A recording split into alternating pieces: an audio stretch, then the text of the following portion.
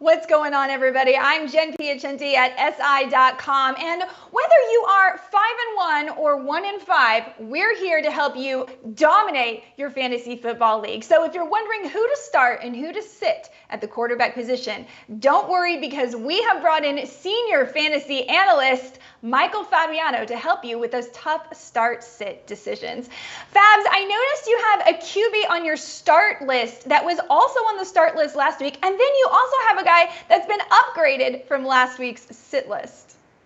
That's right, and we're going to start off with Matthew Stafford.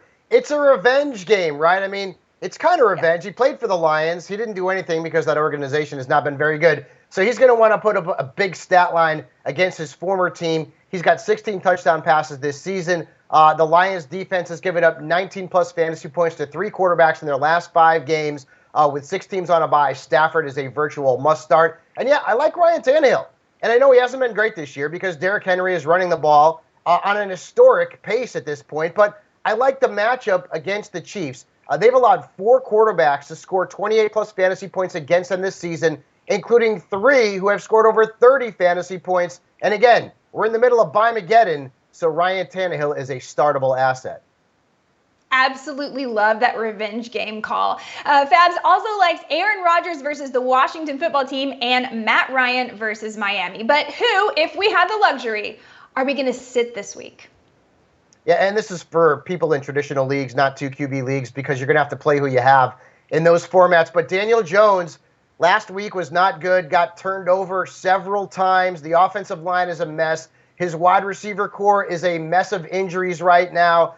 So I would be sitting Daniel Jones against the Panthers. They've given up some good stat lines to Kirk Cousins, Dak Prescott, and Jalen Hurts, but Daniel Jones is not on that fantasy level. And then Taylor HEINICKE. Yeah, thanks a lot. Last week, I loved HEINICKE. Thought he would have a big game. He did not.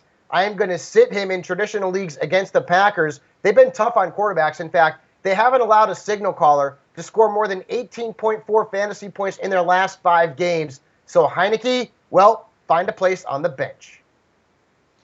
Fabs is also sitting Justin Fields and Jared Goff this weekend. Okay, guys, if you need any more information about who to start and who to sit, head over to si.com/fantasy, where we have all of Fabs start-sit recommendations for quarterback, wide receiver, running back, tight end, defense, and even kicker.